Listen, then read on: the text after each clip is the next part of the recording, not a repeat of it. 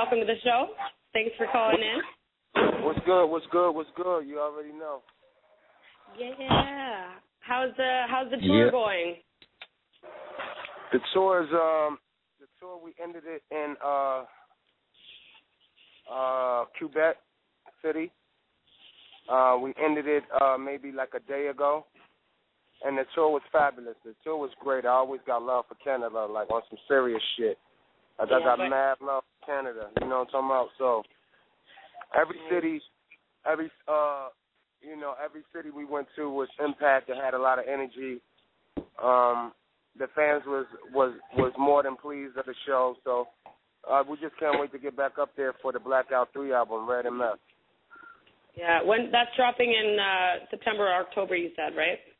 Well, I'm going to drop my album, Muddy Waters 2, and maybe like September or October, and then maybe the first single of Red and Meth at the end of the year. Nice. Y'all got to, just to let y'all know, like Red and Meth is independent now, so it might take a little bit more time than usual how we dropped albums before, because we're doing it ourselves, but we are definitely dropping something this year. Amazing. We're really excited for all that stuff coming out. So the tour was good. Everyone treated you well. Which was the most fun part of the tour? Like, which city stood out the most? And you don't have to say Toronto, but we know you killed it here. I'll tell you, Toronto stood out a lot. Montreal stood out a lot because Montreal stood out a lot. It was a Red and Meth show. Fucking Quebec stood out a lot too, because you got to understand, like, you know, we was in like cities like you know, Castleton and Calgary, and some of these spots were very small. Mm-hmm. But the energy in these small bars I was performing at, it was so intimate. So the energy was just as much as big as a 3,000-seater or whatever, you know. And that's what I can appreciate about Canada. Like, it don't matter how big the crowd is, how big the spot is. It's all about the people and the energy they bring, and they definitely bring it each and every time. Like, there was not one dull moment the whole tour. Nice. Did you get to watch any of the openers while you were doing your tour? Not really, because, you know, like, I wasn't there the whole time, like, you know, just waiting to go on stage. Like, I would be at the hotel and just be coming, you know, like, some days we didn't have openers, so I didn't know what days we had openers or not. But I met all of the openers, though, like, at each and every one of them after the show, so we definitely got to talk. Yeah. No, I appreciate how humble you are. I mean, I know a lot of these artists out here, you know, they come and they do a show and they're in and out as fast as, you know, lightning. And I really appreciated the time that you took with everyone to do your pictures, to do your autographs, and, you know, especially the time we got to hang out and stuff. It's you know, admiring to see that you, as big as you are and as big as a legend you are, that you still have time for, you know, the people. And I really respect that. I mean, it's just like, you know, like you have some people some artists that's genuine with it. Like, you know, you have some artists that just do it because they got to do it. Like, all right, let me do these autographs, let me knock this out. And, yeah, we do have a choice to say if we want to sign autographs or not, but it's about who does it and who does it with genuine love. And when Red and Meth do things, we do it with genuine love, and the people can feel that. For example, after Montreal, after we left Toronto, and we did Montreal, it was like maybe like 2,500 to 3,000 people there. As soon as we was done with this the show, we stood there right on stage and we signed autographs for at least 45 minutes. And then Meth went to the back and I signed autographs for an extra like 45 minutes. So, you know, you know, people, you know, just don't mean to, I don't mean to cut you off with that one, but people feel genuine love. Like, people feel who's genuine about signing the autograph, who's genuine about stopping and taking a picture with, you know, a fan. instead of just saying, oh, let me take this picture with the fan. It's about who's doing genuine, and that's what the people feel about Redman. Yeah. What's the weirdest thing a fan has ever given to you or done to you? Like, we had a whole lot of weird shit, but, I think I wouldn't say it was weird, but it just shows the level of respect that we have. Like, one time, like, a dude just broke down on his knees in front of Red and Meth and just started crying because he loved us so much, like, as far as what we did and what we do for the rap game. And it was, and this happened, like, maybe back in, like, 98 or something like that. But it was weird at the time that why is this nigga on his knees crying and shit, But now that I understand the impact more as I got older, like, now it's like I understand now. Like, we have a big impact on this rap game in the world. As far as the whole Def Squad and Wu-Tang, and we impacted the world with what we did, and it just took time for Red and Meth to realize that. So all the weird shit that was going on, like back in the day, now we have a better understanding of it, and it's not so weird no more. That's dope. What do you think about the 90s music till now?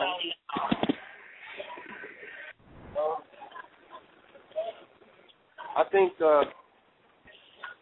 don't get me wrong, I love some of the music, most of the music that's out now. Not too much of it because it's all radio driven, and it's not the artist's fault. It's it's just what the game has portrayed now, that that you have to do this certain kind of style of music to win on the radio. So it's not really the artist's fault. I blame the radio.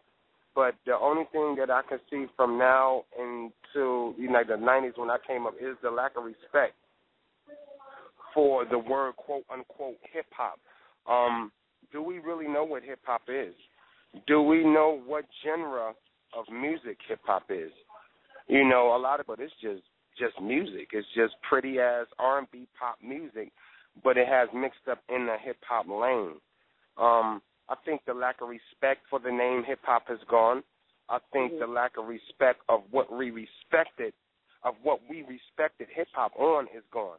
Like, we used to have a level of respect for hip hop. Now it's just like any genre of music can be called hip hop now, and I don't think that's cool. I think the level of respect of artists building an album. Remember, you can play an album all the way through. Now, when is the last time you played album all the way through?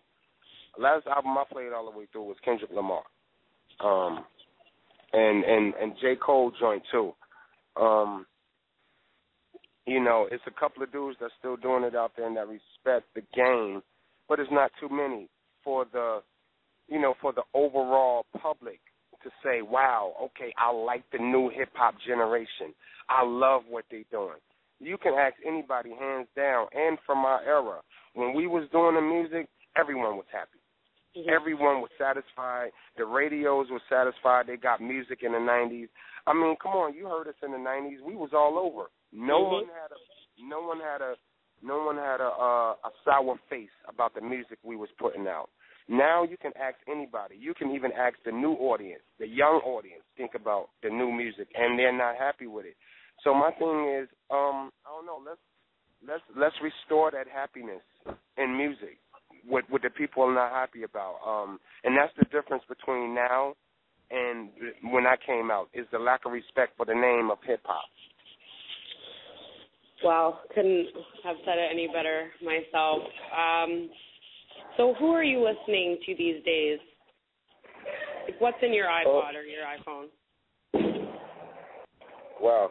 I'm going to tell you right now because my shit is all over the place. I'm in the gym right now where my people's working out. Right now I'm listening to a lot of 80s, a lot of 90s hip-hop, a lot of West Coast. I'm an NWA Ice Cube fan. Big Daddy Kane. I got all that in the genre right now. I got all old school music from Ambrosia to Marvin Gaye to Jill Scott to Ray Charles. As far as like the deep to the left music, I'm gonna read it right now. I got Earth, Wind, and Fire in there. I got Etta James in there. Whoever familiar with Etta James, she's an artist back from the 70s or 60s or whatever, but she has a very quality voice. I'm listening to Gary Clark Jr., Linkin Park, Pleasure, that's an old 70s group.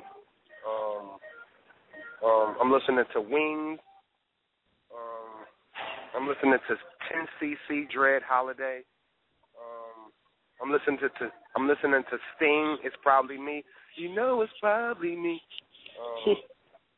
I'm listening to Rage Against the Machine. I'm listening to The Police. I'm listening to Tito Puente.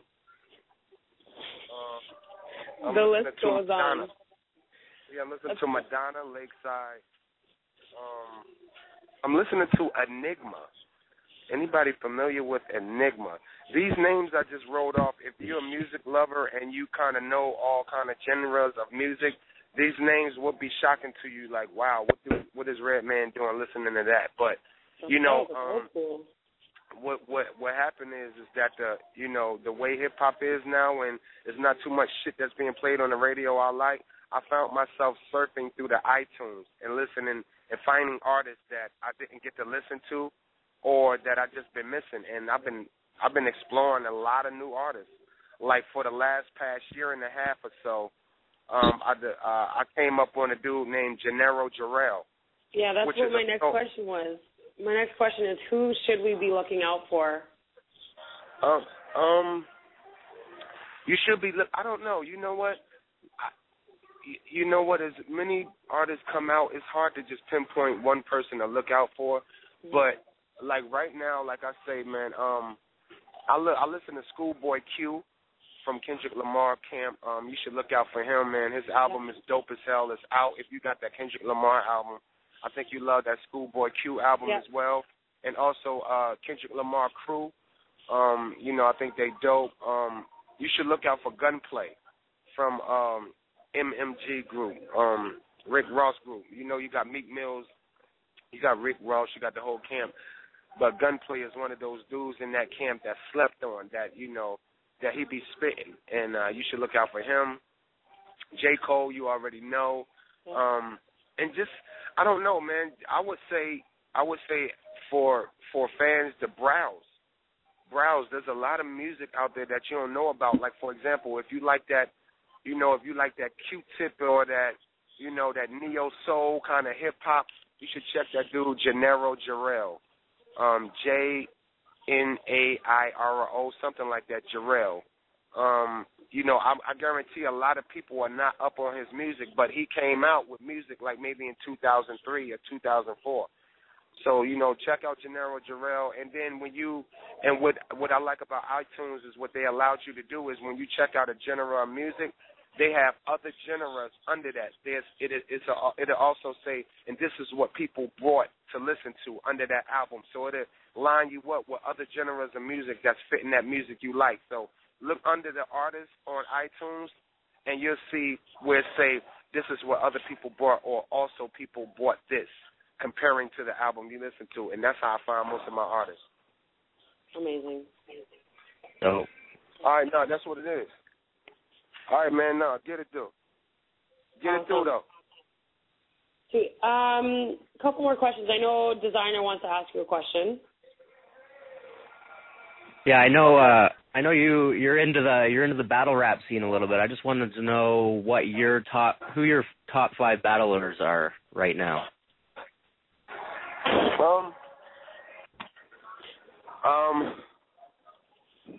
I like a lot of the new dudes that came out, but I'm still like a Loaded Lux fan. The Loaded Lux and Mook battle was one of my first exciting battles I really kind of seen. I like Loaded Lux. I like Murder Mook. I like Arsenal. He from my Arsenal gets busy. He's been holding down Jersey for the longest and been winning a lot. So he's just considered as an artist just like me, as Tretch, as any other artists that came out of Jersey. Big up to Shotgun Suge, everybody that's representing Jersey. I know it's a lot of artists I'm just not mentioning right now, or I forgot. I ain't forget. I'm just high. I'm in the gym working out right now. But Arsenal, the whole crew, Shotgun Suge, the whole crew, Loaded Lux, Murder Mook, Hollow the Don. It's a couple of guys out there, man, that I feel, man. I mean, you know, I just watch them and I get entertained, man, because that's another source of rap that we need. So I'm definitely big on the Smack Battle. Big up to Smack Battle. Big up to URL. Big up to Arsenal Network that's doing it. You know, big up to all the battle champions, yo. Have you heard about King of the Dot in Toronto here? Yeah, absolutely. I check out King of the Dot sometime. I was hanging with that dude Sharon the other day. Yeah. He was on tour with you, right? Yeah. Yeah. And Sharon's a cool dude. I told him I don't think I pulled up his battles yet, but I will. I'm gonna check out Sharon, and I check out King of the Dot. Sweet. So I guess the big question is what is Redman smoking on these days? Do you have a special kind that you like, or? I like smoking on sativas. Really, like maybe like I just started smoking like maybe back smoking maybe right before I started right on the Canada tour. Like the first 3 days of the Canada, after the first 3 or 4 days after the Canada tour, I started back smoking. I had stopped for like a month and a half or two just to get my head right, get some business going, and it felt good not to smoke for like a month or two. But now I'm right back at it. Congratulations, thank you. What do you think? What do you think about Canadian weed? Say it again. What do you think about that Canadian weed? Yo, Canadian has some good ass fucking bud. I am very surprised. Not surprised, but I'm very pleased. I know you were just in Vancouver, and I know you stopped by Rascal's Red One's shop. What did he get you smoking on? Big up to Red One. Yeah. That was the first that we hit when we got to Canada, and he loaded us up with so much weed till I still had it when I got to Montreal. So big up to Red One. Big up to Red up in the shop that gave me a whole gang of dabs and waxes, and you know I like smoking on that Granddaddy Purple, that sour, that sativa, some sweet sativas for energy, for for good resourcing during the day when I'm thinking or whatever. And then maybe a good indica at night, maybe like a sweet OG or Granddaddy, or Girl Scout cookie or something like that. But I like green crack cheese, Granddaddy Purple, sour diesel, Girl Scout cookie. Those are my tops right now. Girl Scout cookies, I need to try that. I haven't tried that yet. Now you got me excited. Oh, yeah, that Girl Scout cookie is dangerous. Do you eat the Girl Scout cookies while you're smoking Girl Scout cookies? That'd be a crime. That'd be a crime. You won't do nothing but get fat. You won't do nothing but get fat after that, because that Girl Scout cookie bud and the Girl Scout cookies, period, like my daughter's in Girl Scout, so I have to buy cookies every year. And when I tell you I be ordering them vanilla cookies, I be ordering like 20 boxes, and I eat like at least 9 of them boxes. Just fuck my whole diet up. Awesome. So when are you going to come back to Canada for us? I'm coming back up there as soon as Red and Meth drop this album. Nice. As soon as Red and Meth drop this album, I'm coming back up there. Nice. And you're going to make sure I'm hosting your show, right? Yeah, why not? That's my boy. I heard you did a great job, so, sorry I wasn't there to watch the whole full show, but... That's okay. You got to meet me backstage, so I'm sure that was a big event for you. It's already something special. All right. Is there anything you want to say to the artists out there, give them a little bit of inspiration? You already know. Don't listen to the radio. Say fuck the radio. Except for our show, right? Yeah, well, being that y'all a show on the radio, y'all also too have responsibilities. Yeah. And I think that's what's wrong with the game now, is that these fucking radio stations that's getting paid to play shit that's getting paid for advertising. That's getting paid. I mean, literally. Like, I'll get out my car up here. I get out my car with the song playing on the radio, and I will leave for 10 minutes, and I will come back, and that same goddamn that song is playing on the radio. Yeah, we're completely different than that. We are based online. We don't have any airwaves. We're online, and it's strictly, you know, Canadian hip-hop, and, you know, we're just trying to do it for the people. We don't play the same songs in the same show or nothing like that. But I want to thank you. I know you're a busy guy, so we're not going to hold you up. Red, thank you so much for being on the show. Really appreciate it. And much respect. Like I said, y'all as a radio station, no matter if you major or not, if you're running a station out there and you're playing all kind of genres of music, y'all too have a responsibility to keep a balance with this music game. And, you know, maybe, Stacey, you never know, you'll be running a program for a big radio station, you know, after this. You never know. You know, you might take radio to a further extent, you know, get bigger in it. I mean, the only thing I ask is that you keep the balance. You see what's going on, and you don't fall over to, like all these other motherfuckers doing, just getting paid to play records, man. I hope you try to keep the balance with this shit. You're damn right I will, homie. You're damn fucking right I will. That's not a problem. Much respect. Red, again, thank you so much for being on the line. Stay on the line. I want to ask you one more question off air. Okay. You want to say goodbye to our listeners right now? Shout them out? Yeah, absolutely. Everybody in Canada, I love y'all. Y'all already know I'll be back like Schwarzenegger. And, you know, we'll keep y'all posted on the How High 1 and How High 2. Serious. Word. All right, Designer, we're going to play a track from Redman right now, maybe the one we cut off, or... Oh, yeah. Yeah, we can play that one. I wish I had... Yeah, let's play... I'm going to send y'all some stuff.